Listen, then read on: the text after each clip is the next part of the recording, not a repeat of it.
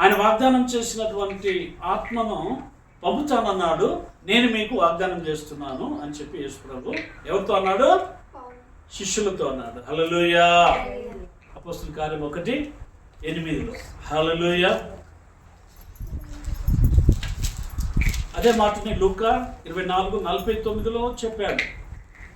ఆ మాటని అపోస్తలులకు, తన శిష్యులకు తాను ఈ లోకం నుండి పునరుత్థానమైన తర్వాత తండ్రి యొద్దకు వెళ్లే ముందు ఆ మాటని 40 రోజులు పునరుత్థానమైన తర్వాత కనబడుతూ శిష్యులతో మాట్లాడుతూ వారి భయాందోళనను, మరణ భయాన్ని, పలు విధమైన భయాలను, ఈ లోకంలో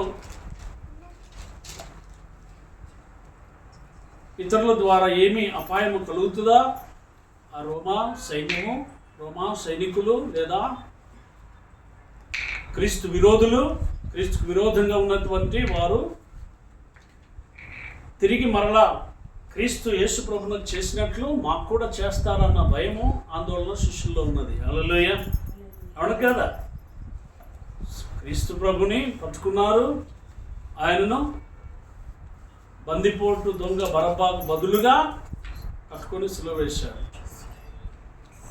అంతేకాదు, పైనుండి అధికారం ఇవ్వబడితేనే తప్ప నీవు నన్ను పట్టుకొనుటకు, విడిపించుటకు దేవుడే నీకు పైనుండి అధికారం ఇస్తేనే తప్ప ఆ శిలువ మరణం వేయలేవు.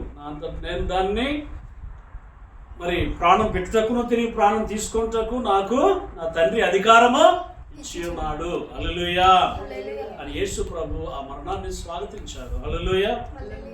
ఆయన ఒకవేళ లోకంలోనికి వచ్చి మరి బోధ చేసి ఆ బోధ తర్వాత వెళ్ళిపోతే మిగతా ప్రవక్తల వల్లే ఆయన పని కూడా ముగిసేది. హల్లెలూయా.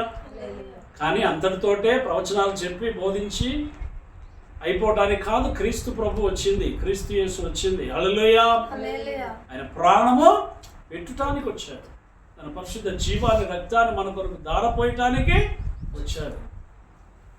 కాబట్టి ఆ దివ్య రక్తం, ఆ జీవాన్ని ఆయన సత్యబోధలతోటే అది ఆగిపోక తను ప్రాణమును, రక్తమును, జీవాన్ని మరి పాపాత్మమైన లోకంలోని అందరి కొరకు, మనందరి కొరకును, ఇంకా అంటే ఆయన 2000 సంవత్సరాల క్రితమే ఆ యొక్క దైవ చిత్తాన్ని ముగించాడు. హల్లెలూయా. అప్పుడు మరి అప్పటి నుంచి ఇప్పటి వరకు పుట్టి చనిపోయిన వాళ్ళు ఎంతోమంది. హల్లెలూయా. సో మనందరినీ కూడా తన యొక్క తలంపులో పెట్టుకొని ప్రభు ప్రతి ఆత్మను కూడా, ఆత్మలకు తండ్రి అయిన దేవుడు ప్రతి ఆత్మ మానవుడిగా ఈ లోకంలో పుట్టేటువంటి వ్యక్తికి సువార్త ప్రకటించబడాలి. నిజదేవుడు రక్షకుడు యేసు క్రీస్తు ఎవరనేది, నిజదేవుడు ఎవరనే విషయం తెలుసుకోవాలి. అందుకే మీరు వెళ్ళి సర్వసృష్టికి సువార్త ప్రకటించండి. విని నమ్మిన వాళ్ళు రక్షింపబడతారు. విని నమ్మిన వారు బ్యాప్టిజం ఇవ్వండి తండ్రి, కుమార, పరిశుద్ధాత్మ నామములో అని చెప్పి యేసు ప్రభు పలికినారు. హల్లెలూయా. కాబట్టి దేవుని స్తోత్రం. ఏ ఒక్కరు నశించుట దేవునికి ఇష్టమో లేదు, కాదు. హల్లెలూయా.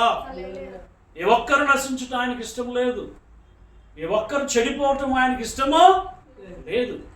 కాబట్టి మరి చెడును విడిచి మంచిని చేపట్టాలి. హల్లెలూయా. చెడును విడిచి మంచిని చేపట్టాలి అంటే మంచిని గురించిన బోధ జరగాలి కదా. మంచి ఏంటి, చెడు ఏంటి అన్నటువంటి విషయాలు తెలియాలి. హల్లెలూయా. అంతరాత్మ యెహోవా పెట్టిన దీపము. కాబట్టి ఈ మనస్సాక్షి మంచి చెడులను గుర్తించగలుగుతుంది. కానీ ఆ చెడును వదిలిపెట్టడానికి మనిషికి శక్తి ఉందా? లేదు. హల్లెలూయా. కాబట్టి విజ్ఞాన వివేకమొసుగు, ఆత్మను దూరదృష్టి బలమునొసుగు ఆత్మను దేవుడు పంపితేనే తప్ప, ఆ సత్య సువార్త ప్రకటించబడితేనే తప్ప ఇది పాపము, ఇది చెడు అని, ఇది దొంగతనం, ఇది అబద్ధము, ఇది వ్యభిచారము, ఇది హత్య, తల్లిదండ్రులు గౌరవించాలి, దేవుడు ఒక్కడే, ఆయన పరిశుద్ధుడు అని మరి ఆయనను గురించి బోధించబడాలి. హల్లెలూయా. నేను తప్ప మరొక దేవుడు లేడు అనేటువంటి అసత్యము. కాబట్టి మరి నేను అనేటువంటి ఆ దేవుడు, ఆ ప్రభువు ఆయన ఈ లోకములో మరి పరిశుద్ధాత్మ ప్రభావం కన్య మరియ గర్భం వల్ల జన్మించాడు. కానీ ఆ పరిశుద్ధుడు మరి ఎవరు అనే సత్యాన్ని మనము విని విశ్వసించి మరి ఆ రక్తంలో కడగబడి మన పాపములు, దోషములు, అపరాధములు మనము పశ్చాత్తాపడి ఒప్పుకొని శుద్ధులంగా చేయబడి యేసు రక్తం ప్రతి పాపముల నుండి శుద్ధి చేయును అన్నటువంటి 1 యోహాను 1:7 బట్టి మనము దీన మనస్కులు కావాలి, దీనాత్ములు కావాలి. హల్లెలూయా. మనము తగ్గించుకోవాలి. గర్వము నుంచి, అహంకారము నుండి, స్వార్థము నుంచి మనం విడుదల పొందుకోవాలి. హల్లెలూయా. కాబట్టి దేవునికి స్తోత్రం. సమస్త కీడులకు, పాపములకు గర్వమే మూలము. సామెతలు 16:18 చూస్తే వాక్యం ఈ రీతిగా చెప్తుంది. సామెతల గ్రంథం 16వ అధ్యాయం 18వ వచనం మనం చూస్తే, సామెతల గ్రంథం 16వ అధ్యాయము చూడండి 18వ వచనం.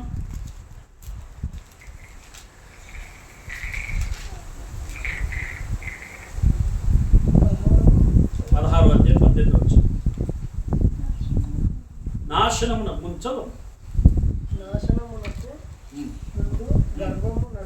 నాశనమునకు ముందు గర్వము నడుచును,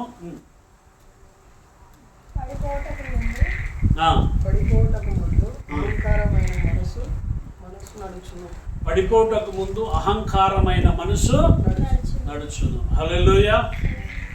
దేవునికి స్తోత్రం. నాశనమునకు ముందు గర్వము నడుచును. హల్లెలూయా. పడిపోటకు ముందు అహంకార మనసు నడుచును. దేవుని స్తోత్రం. మరి ఆ రీతిగా పతనం అనేది గర్భము ద్వారా జరుగుతుంది అన్న సత్యము అక్కడ మనకు చెప్పడము జరుగుతుంది. హల్లెలూయా, హల్లెలూయా, హల్లెలూయా. కాబట్టి దేవునికి స్తోత్రములు, దేవునికి వందనాలు. మరి దేవదూత లూసిఫర్ ఒకప్పుడు దేవుని సన్నిధిలో ఉన్నటువంటి దూత కూడా పడిపోవడానికి కారణం ఏమి అయింది? అహంకారం, గర్వమే. హల్లెలూయా.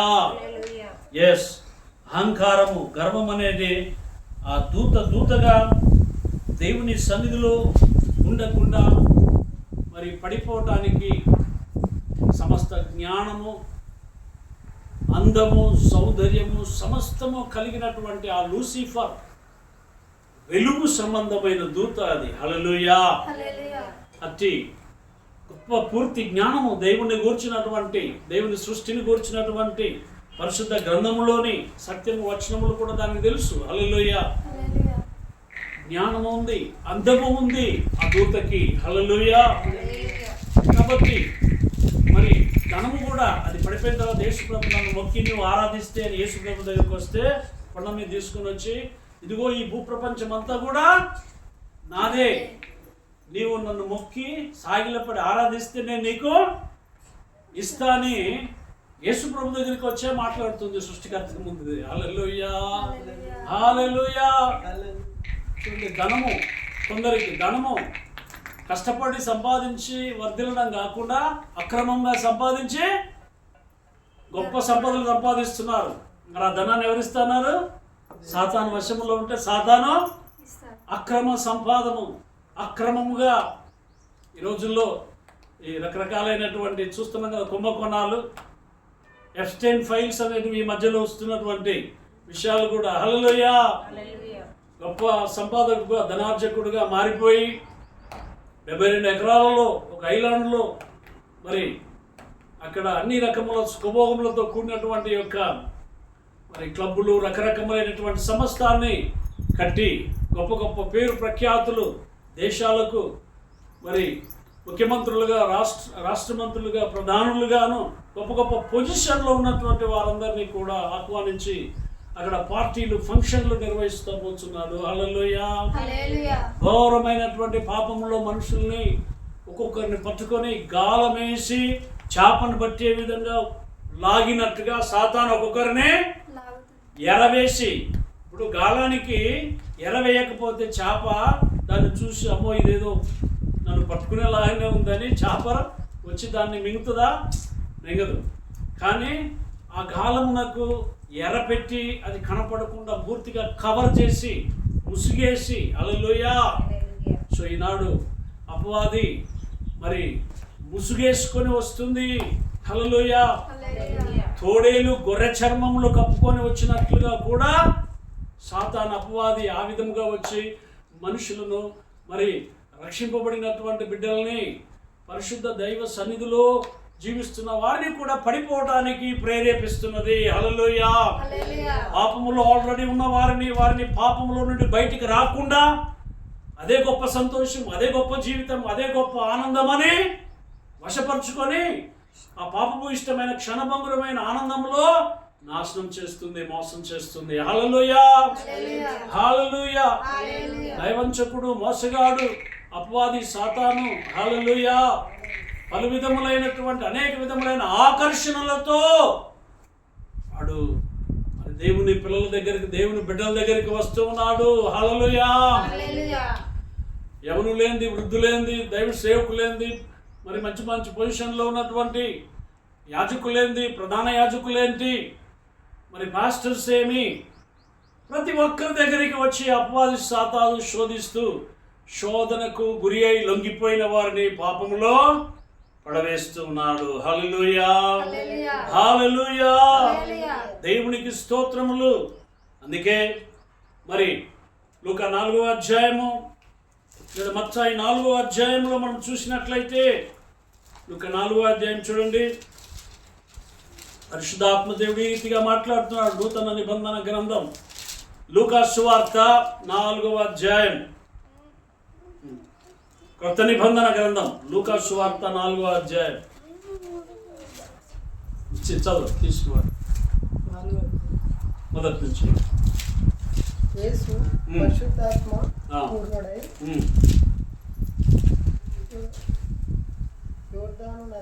యోర్దాను నది నుండి తిరిగి వచ్చి 40 దినములు ఆత్మచేత అరణ్యములో నడిపింపబడి అపవాది చేత శోధింపబడుచున్నాడు. ఆ దినములలో ఆయన ఏమీ వినలేదు. అవి తీరిన తర్వాత ఆయన ఆకలి కొనక అపవాది, నీవు దేవుని కుమారుడవైతే రొట్టె అగునట్లు ఈ రాతితో చెప్పుమని ఆయనతో చెప్పాను. అందుకు యేసు, మనుషుడు రొట్టె వలన మాత్రమే జీవించడు అని వ్రాయబడి ఉన్నదని వానికి ప్రత్యుత్తరమిచ్చెను. అప్పుడు అపవాది ఆయనను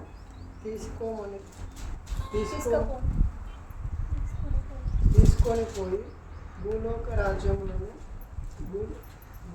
రాజ్యములన్నిటిని ఒక నిమిషములో ఆయనకు చూపించి, ఈ అధికారమంతయు ఈ రాజ్యములు మహిమము నీకిత్తును. అది నాకు అప్పగింపబడి ఉన్నది. ఆ దేవునికి నేను అది ఎవరికి ఇయ్యకూడదునో వానికిత్తును. కాబట్టి నీవు నాకు మొక్కితివా, ఇదంతయు నీదగునని ఆయనతో చెప్పాను. అందుకు యేసు, నీ దేవుడైన ప్రభువునకు మొక్కి ఆయనను మాత్రము సేవింపవలెను అని వ్రాయబడి ఉన్నదని వానికి ప్రత్యుత్తరమిచ్చాను.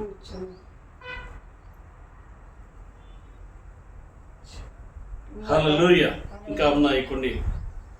పిమ్మట ఆయనను యెరూషలేమునకు తీసుకొని పోయి దేవాలయ శిఖరమును ఆయన నిలవబెట్టి, నీవు దేవుని కుమారుడవైతే ఇక్కడ నుండి క్రిందికి దుముకుము, నిన్ను కాపాడుటకు నిన్ను గూర్చి తన దూతలకు ఆజ్ఞాపించును.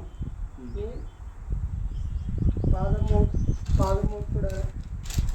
ఎప్పుడైనా రాతికి తగలకుండా వారు నిన్ను చేతులతో ఎత్తి కొందురు అని వ్రాయబడి ఉన్నదని ఆయనతో చెప్పాను. అందుకు యేసు, నీవు దేవుడైన ప్రభువును శోధింపవలదు అని చెప్పబడి ఉన్నదని వానికి ప్రత్యుత్తరం ఇచ్చాను. అపవాది ప్రతి శోధనను ముగించి కొంతకాలము ఆయనను విడిచిపోయాను. అప్పుడు యేసు ఆత్మబలముతో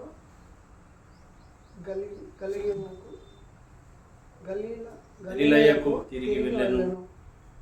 ఆయనను గురించిన సమాచారము ఆ ప్రదేశం అంతటా వ్యాపించెను.